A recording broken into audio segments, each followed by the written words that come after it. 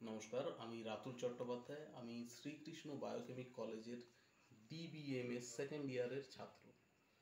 আমি যখন আজ থেকে 2 বছর আগে এই কোর্সটি করতে আসি, তখন কিন্তু আমার এই বায়োকেমিক চিকিৎসা বা হোমিওপ্যাথি চিকিৎসা, যেটা আমাদের শেখানো হয় ক্লাসিক্যাল হোমিওপ্যাথ, সেটা সম্বন্ধে বিশেষ একটা ধারণা ছিল না, কিন্তু শেখার আগ্রহ ছিল।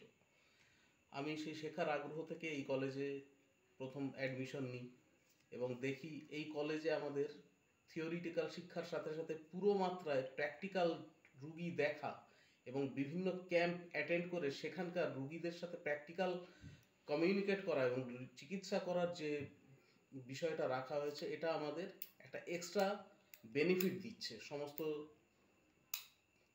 বায়োকেমিক্স ছাত্রদের।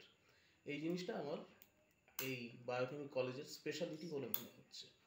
কলেজের পক্ষ থেকে আপনাকে আর্থিকভাবে বা কোনো রকম কোনো থ্রেড কালচারের কখনো শিকার হতে হয়েছে? কখনো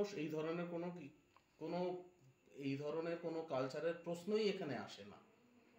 এখানে শিক্ষকদের ব্যবহার আপনার কেমন লাগে? খুবই ভালো এবং প্রত্যেকে ফ্রেন্ডলি অ্যাটিটিউড এবং প্রত্যেকে শেখাবার জন্য আগ্রহী।